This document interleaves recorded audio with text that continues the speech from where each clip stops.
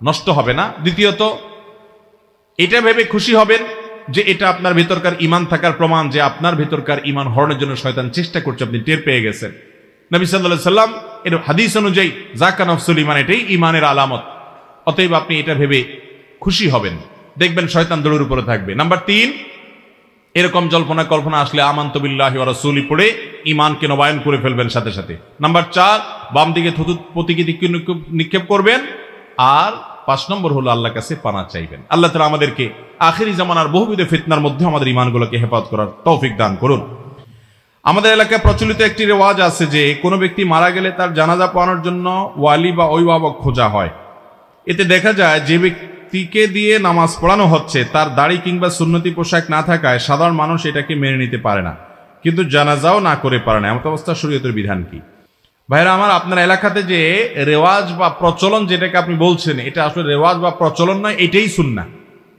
যে যিনি মারা যাবেন তার অভিভাবক, লাশের অভিভাবক জানাজা পড়ানোর অধিক হকদার হবে। আমরা অনেকে এটা জানি না। আপনার বাবা মারা গেছেন, আপনি বাবার ছেলে, তাহলে ছেলে হিসেবে অন্য যে কারোর চাইতে আপনার বাবার জানাজা পড়ানোর অধিকার আপনার বেশি।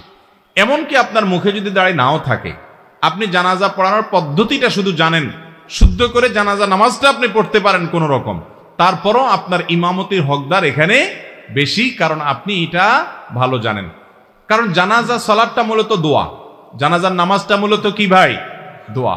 আমার বাবার জন্য যখন দোয়া হবে তখন আমার নেতৃত্বে দোয়া হওয়াটাই বেশি যুক্তি, কারণ বাবার জন্য আমার যেভাবে দোয়া আসবে আল্লাহর জমিনে আর কারোর সেরকম দোয়া আসার কথা, ইমাম সাহেব বা অন্য আলেমদের সেরকম আন্তরিকতার সাথে দোয়া আসার কথা না। দোয়া তো মূলত ভেতর থেকে আসে, সেটা তো আমার সবচেয়ে বেশি আসবে। এই জন্য যিনি মারা যান তার ওয়ারিস, সন্তান মারা গেলে বাবা, বাবা মারা গেলে ছেলে বা বড় ভাই, যারা পুরুষ অভিভাবক আছেন, লাশের অভিভাবক, সেরকম কেউ ওয়ালি যিনি হবেন, অভিভাবক যিনি হবেন, দায়িত্বশীল যিনি হবেন, তার ফ্যামিলি মেম্বার, ব্লাডের আত্মীয়, তাদের মধ্যে যে সর্বাধিক নিকটবর্তী তিনি ইমামতির হকদার বেশি হবেন জানাজার নামাজের ক্ষেত্রে। এক্ষেত্রে যদি তার মুখে দাড়ি নাও থাকে, যদি তিনি শার্ট প্যান্টও পরেন পরিষ্কার, তিনি জানাজার সালাতটা আদায় করতে পারেন সহিভাবে, শুদ্ধভাবে, বাস এটুকু হলেও তার জানাজার ইমামতি করার হক বেশি। তবে হ্যাঁ, যদি কেউ মনে করেন যে না, আমি জানাজার নামাজ ঠিকঠাক মতো পড়াইতে পারি কিনা, ভুলভাল হয়ে যাবে, আমার অভ্যাস নাই, আমার ভয় হয়, তাহলে এলাকার ইমাম সাহেবকে তিনি অগ্রাধিকার দিলেন, সেটা তার ব্যাপার, তার অধিকার আছে, তিনি যে কাউকে ইমামতি করার অনুমতি দিতে পারেন, কিন্তু অধিকারটা তার। কিন্তু আমরা অহেতুক ভয় পাই ভাই। জানাজার মতো সহজ কাজ আরেকটা নাই ভাই, খুব সহজ কাজ।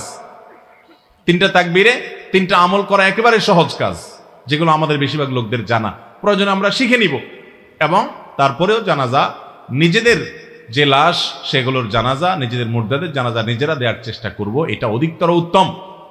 তবে অবশ্যই বাবার সন্তান হিসাবে আমি, আমার মুখে দাড়ি থাকা যেমন উচিত, আমার মধ্যে যেমন মুসলমানিত্বের আলামত থাকা উচিত, সেটা তো বলাই বাহুল্য, সেটা জানাজার ইমামতি করি বা না করি সর্বাবস্থায় থাকা উচিত এবং কর্তব্য। আমি একজন ইমাম হওয়ার জন্য এলাকার প্রত্যেকের ঘর থেকে টিফিন আসে এবং খানা খেতে হয়। এক্ষেত্রে অনেকে সুদখোর, ঘুষখোর, তাদের ঘরের খাবারও আমাকে খেতে হয়। এই জন্য আমার ইবাদত অন্যান্য আমল কি সঠিক হবে? মাশাআল্লাহ, খুব দরকারি একটা প্রশ্ন ভাই। আমাদের দেশে অনেক এলাকাতে এটা আছে যে ইমাম সাহেবের খানা বিভিন্ন ঘর থেকে আসে। আহা, সেরকম মেরুদণ্ডওয়ালা ইমানওয়ালা ইমাম কমে গেছে সমাজে। যে ইমাম বলবে যে আমি অমুকের উপার্জন সম্পর্কে জানি, তিনি হারাম উপার্জন করেন, অতএব তার বাসা আমি খাবো না, এটা বলার মতো ইমামও নাই, আর এটা বুঝার মতো মসজিদ কমিটিও আজকাল নাই সেরকম, যে আমাদের ইমাম সাহেবের পেটে যেন হারাম কিছু না যায়। কারণ হারাম বক্ষণকারী, যে হারাম খেয়ে যার শরীর গঠন হয়, তার দোয়া আল্লাহ কবুল করেন না। কোরআনে কারিমে আল্লাহ বলেছেন, ইয়া আইয়ুহার রাসূলু কুলু মিনাত তাইয়্যিবাতি ওয়া আমালু সালিহা, হে রাসূলগণ তোমরা হালাল ভক্ষণ করো। এরপরে আল্লাহ বলেছেন নেকামল করো। আগে বলছেন হালাল খাও, তারপরে বলছেন নেকামল করো। আর আমরা চিন্তা করি আগে কামায় নেই টাকা, পরে এবার বুড়া বয়সে এসে নেকামল শুরু করে দিব, উল্টা। ভাইরা আমার, এই জন্য ইমাম সাহেবদেরকে এই সমস্ত বাড়িতে খাওয়ানো উচিত নয় যেখানে হারাম খাওয়া হয়। আমি যত জায়গায় মাহফিলে যাই, আমার মাহফিল যারা নেন তারা জানেন যে আমাদের মাহফিলের জন্য একটা ফরমে আবেদন করতে হয়। এই আবেদনে কোনো টাকা পয়সার আলাপ সালাপ নেই, সেখানে কিছু শর্ত দেওয়া আছে। এর ভিতরে একটা শর্ত থাকে যে আমাদেরকে মাহফিলে যদি খানা খেতে হয়, আপনাদের আবদার থাকে, অবশ্যই হালাল উপার্জনকারী ব্যক্তির বাড়িতে খাবার অ্যারেঞ্জ করতে হবে। আমি অনেক সময় যে জিজ্ঞাসা করি যে লোক কি করেন না করেন, উপার্জন কি, যদি আল্লাহ না করুক এরকম মনে হয়, তাহলে সেই খানা বর্জন করার মতো হিম্মত আমাদের আছে আলহামদুলিল্লাহ।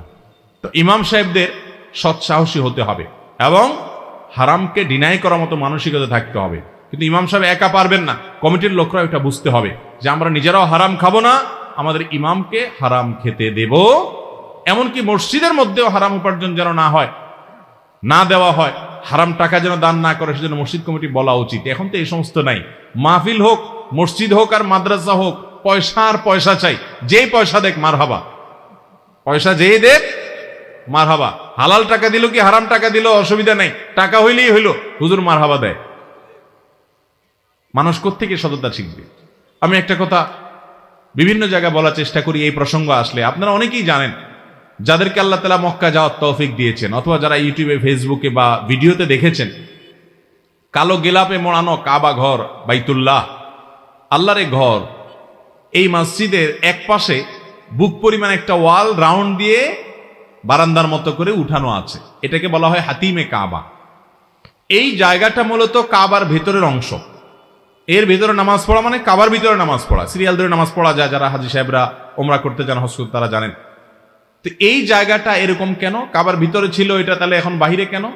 ইব্রাহিম আলাইহিস সালাম যে কাবা নির্মাণ করেছেন আজ থেকে প্রায় 4500 বছর আগে, সেই কাবাতে এই রাউন্ড করা অংশটাও ভিতরে ছিল।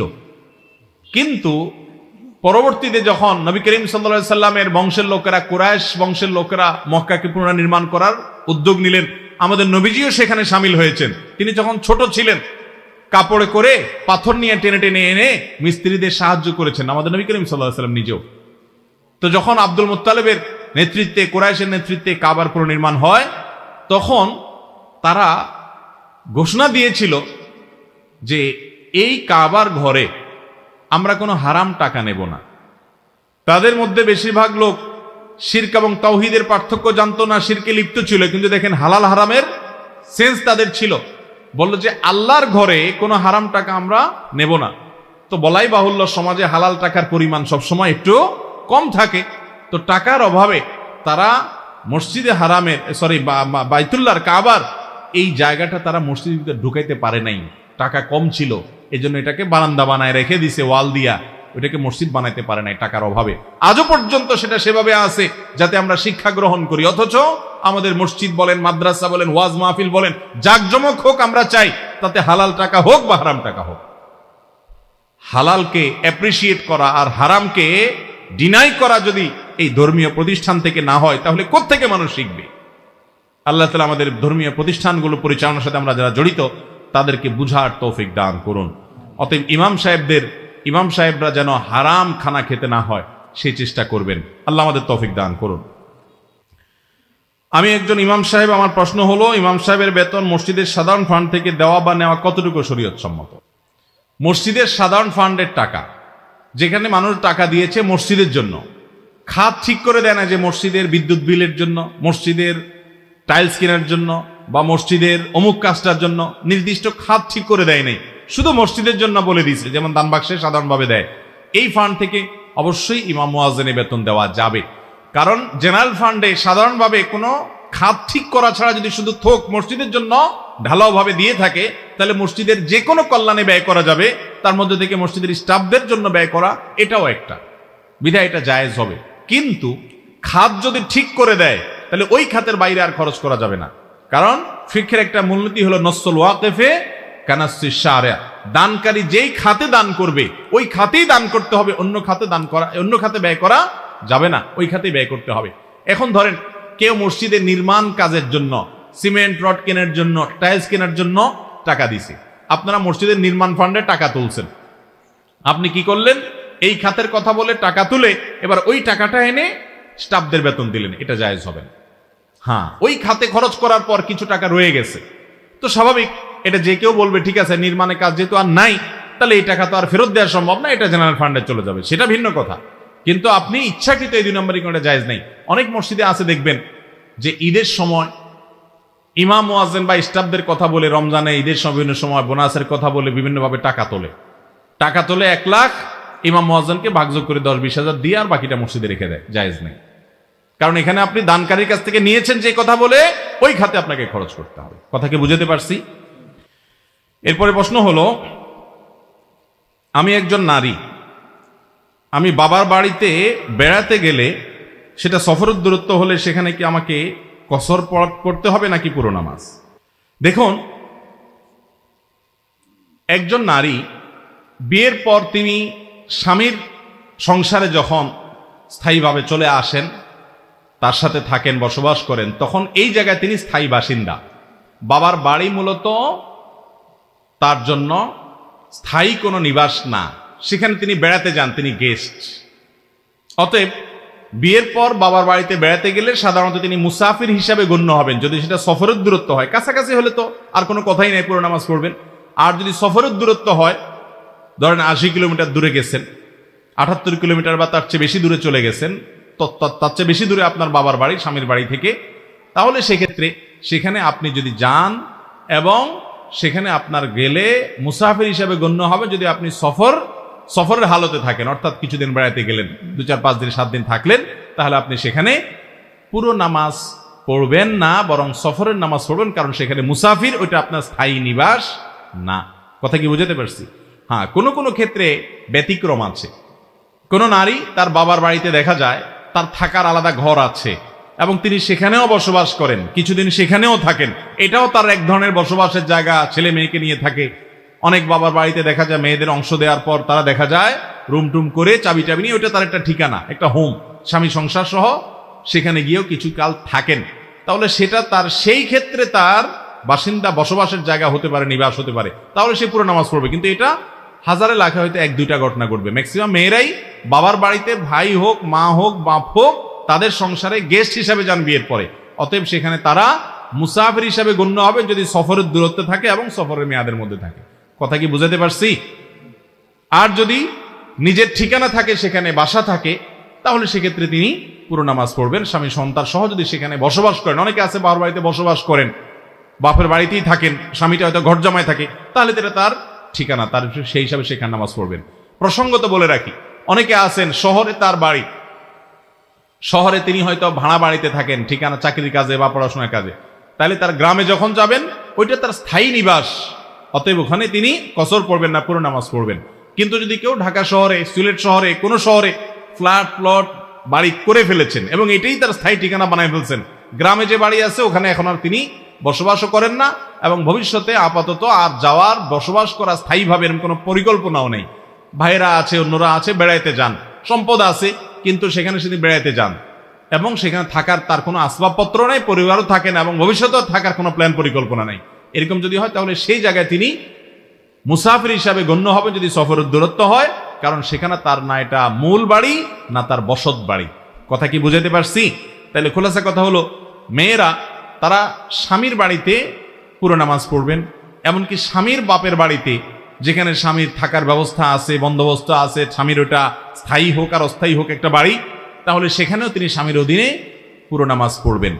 আর নিজের বাবার বাড়িতে কোনো মহিলা যখন বিয়ের পরে বেড়াতে যাবেন, সে যদি সফরের দূরত্বে হয়, তাহলে সাধারণত সেখানে কসর নামাজ পড়বেন, কারণ সেখানে তিনি মুসাফির বা গেস্ট, অতিথি হিসাবে যাচ্ছেন। সেখানকার তিনি না স্থায়ী বাসিন্দা, না তিনি আপনার সেখানকার বসবাসকারী অস্থায়ী সময়ের জন্য, কোনোটাই না, তিনি গেস্ট।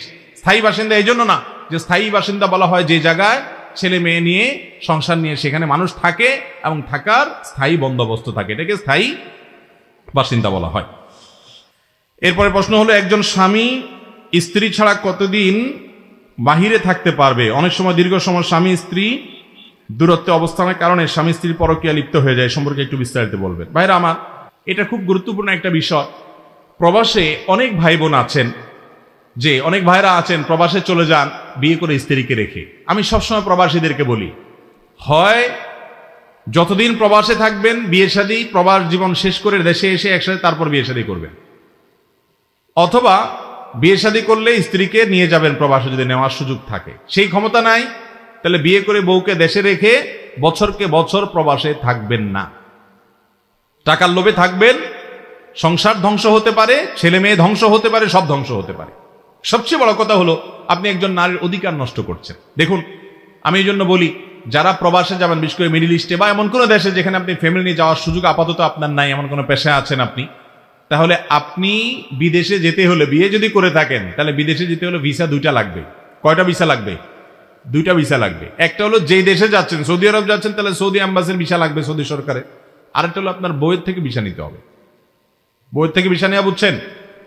বউ পারমিশন দিতে হবে যে ঠিক আছে, তুমি আমাদের সংসারের উন্নতির জন্য যাও, তুমি গেলে আমি নিজেকে, আমার চরিত্রকে হেফাজত করার জন্য আমি যুদ্ধ করব, সংগ্রাম করব, আমি নিজেকে বাঁচাতে পারবো ইনশাআল্লাহ, অসুবিধা হবে না, তুমি থাকো।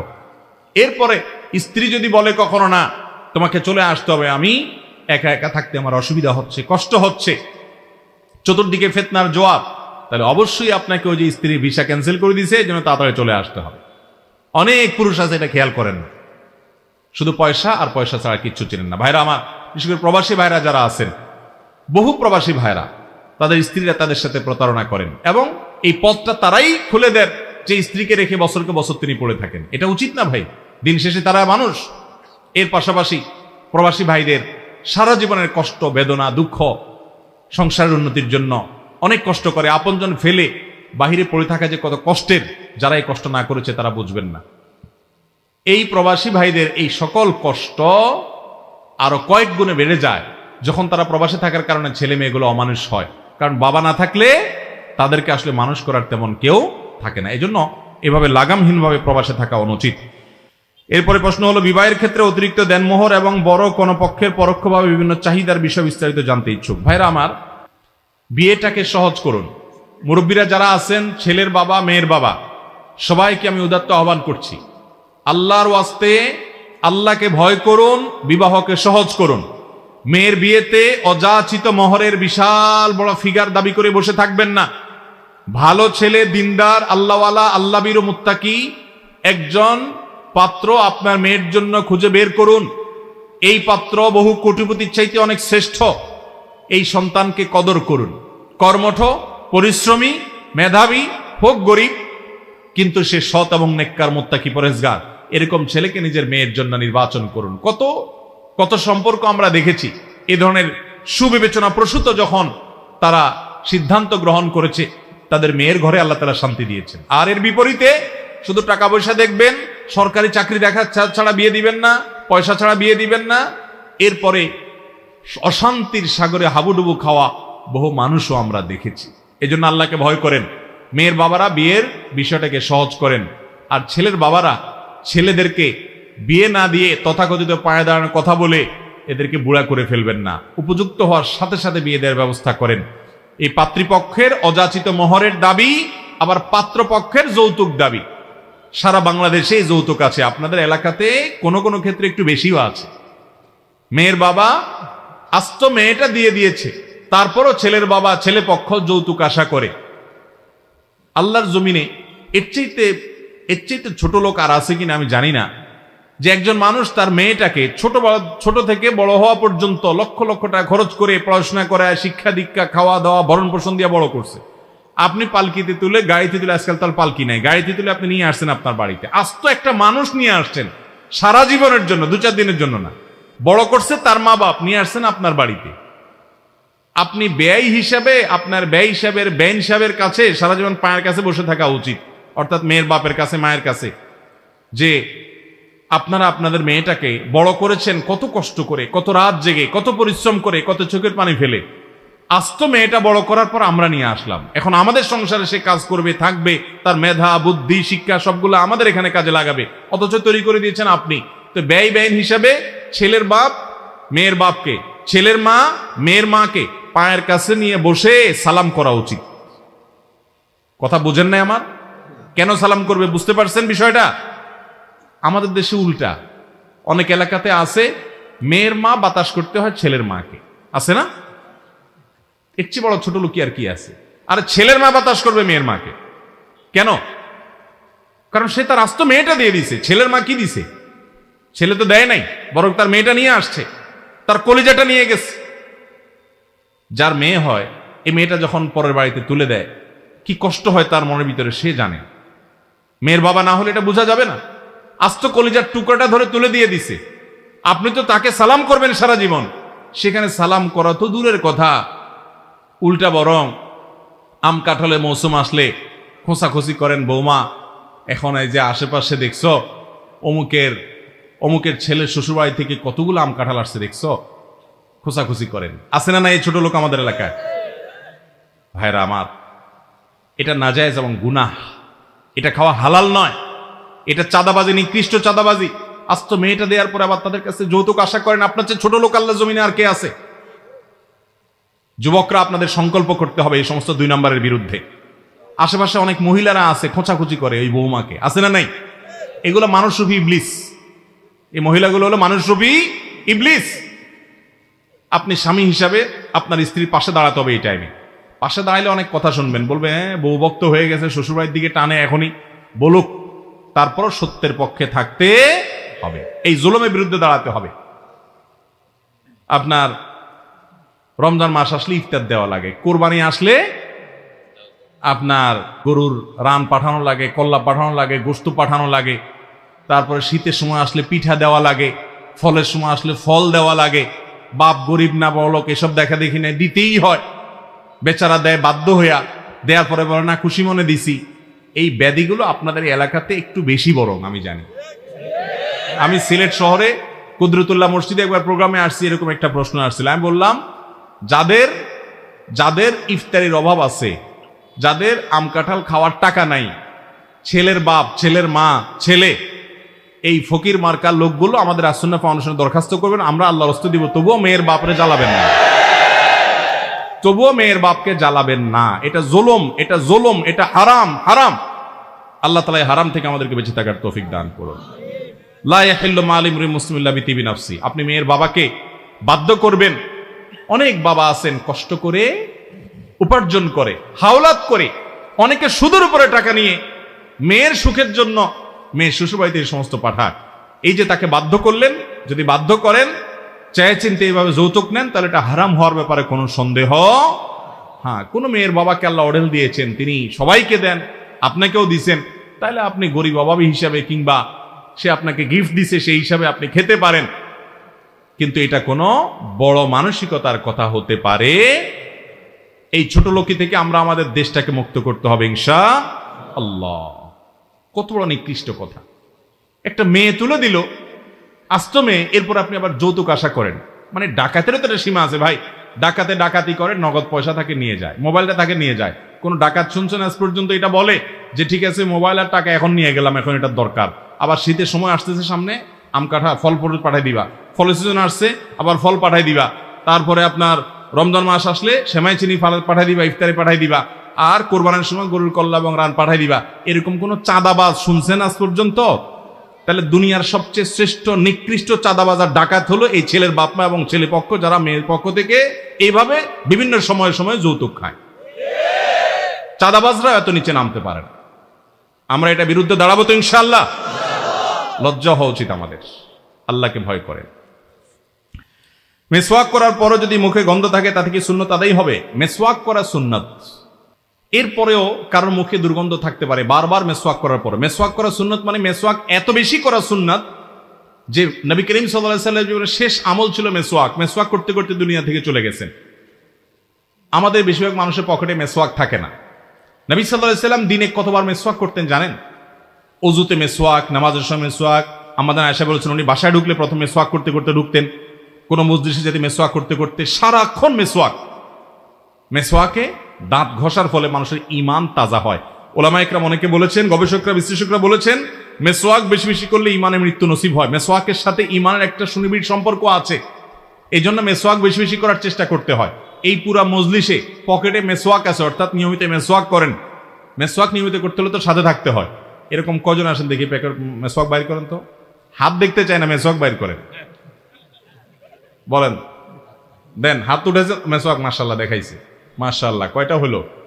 এদের পুরস্কার দেওয়া উচিত। মাশাআল্লাহ মাশাআল্লাহ, সত্যবাদী মানুষ। এই 10-15 জন মানুষের মেসওয়াক আছে, আমারও আছে আলহামদুলিল্লাহ, কিন্তু বেশিরভাগ লোকের মেসওয়াক নাই। মেসওয়াক সাথে রাখবেন। ব্রাশ করেন ঠিক আছে, তৈলাক্ত খাবার খান, চকলেট খান, দাঁত আঠালো হয়ে যায়, ব্রাশ করেন, কিন্তু মেসওয়াক ছাড়বেন না, মনে রাখবেন। মেসওয়াক এমন একটা সুন্নাত, নবী সাল্লাল্লাহু আলাইহি ওয়াসাল্লাম কি বলেছেন জানেন? লাউলা নাশুক্কা আলা উম্মতি, আমার উম্মতের জন্য খুব কষ্ট হয়ে যাবে, এটা যদি মনে না হতো তাহলে তাদেরকে মেসওয়াক করাটাকে আবশ্যক, অবধারিত, ফরজ করে দিতাম। এত গুরুত্বপূর্ণ আমল ভাইরা। আম্মা জান আয়েশার কোলে নবী সাল্লাল্লাহু আলাইহি ওয়াসাল্লাম মাথায় রেখে দুনিয়া থেকে যখন চলে যান, তখন কি করেছেন জানেন?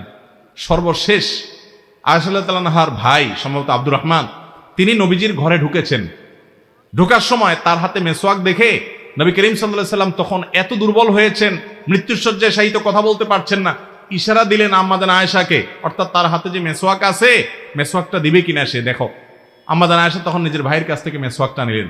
নবী করিম সাল্লাল্লাহু আলাইহি ওয়াসাল্লাম মেসওয়াকের মাথা যে চাবায়া নরম করবেন, এই শক্তি তার শরীরে ছিল না। তখন আয়েশা রাদিয়াল্লাহু তাআলা আনহা নিজে চাবায়া দিলেন, চিবায়া মাথাটা নরম করে নবীজির হাতে দিলেন। নবী সাল্লাল্লাহু আলাইহি ওয়াসাল্লাম সে মেসওয়াক করলেন। এরপরে তিনি আর রফিক আল আলার সাথে সাক্ষাতের জন্য চলে গেলেন। সর্বশেষ আমল ছিল এটা। এই মেসওয়াক কাজ আমরা করি না, আমরা মনে করি এটা শুধু দাঁত পরিষ্কারের ব্যাপার। না ভাই, এটা শুধু দাঁত পরিষ্কারের ব্যাপার না, এর সাথে অনেক কিছু সম্পর্ক আছে। মেসওয়াক করবো তো সবসময় ইনশাআল্লাহ, অনেক কিছু সম্পর্ক আছে। কখনো মেসওয়াক ছাড়বেন না ভাই, কখনো না। আমি আমার কথা বলি উৎসাহের জন্য, আমার বাসায় সবসময় মেসওয়াকের স্তূপ থাকে বাচ্চাদের জন্য। সবসময় 10টা 20টা 30টা মেসওয়াক এক্সট্রা থাকে, সবসময় ফ্রিজের মধ্যে রেখে দেওয়া হয়, যাতে করে কোনোভাবে মেসওয়াক ছাড়া কেউ থাকতে না পারে। ছোট বাচ্চারাও মেসওয়াকের অভ্যাস করতে হবে, আমরা সেই চেষ্টা করি। সবাই চেষ্টা করবো তো ইনশাআল্লাহ। তো ভাইরা, মেসওয়াক করার পরও যদি মুখে দুর্গন্ধ না যায়, তারপরও আপনার সওয়াব হবে এবং সুন্নাত আদায় হবে। কারণ দুর্গন্ধটা অনেকের দেখা যায় ভেতর থেকে দুর্গন্ধ আসে, অনেকের হয়তো দাঁতে আপনার ভিতরে পাথর টাথর জমে গেছে, সেজন্য দুর্গন্ধ আসে, হতে পারে। কিন্তু সেগুলোও দূর করার চেষ্টা আপনি করবেন, চিকিৎসা নিবেন, কিন্তু মেসওয়াকের সুন্নাত ছাড়া যাবে না।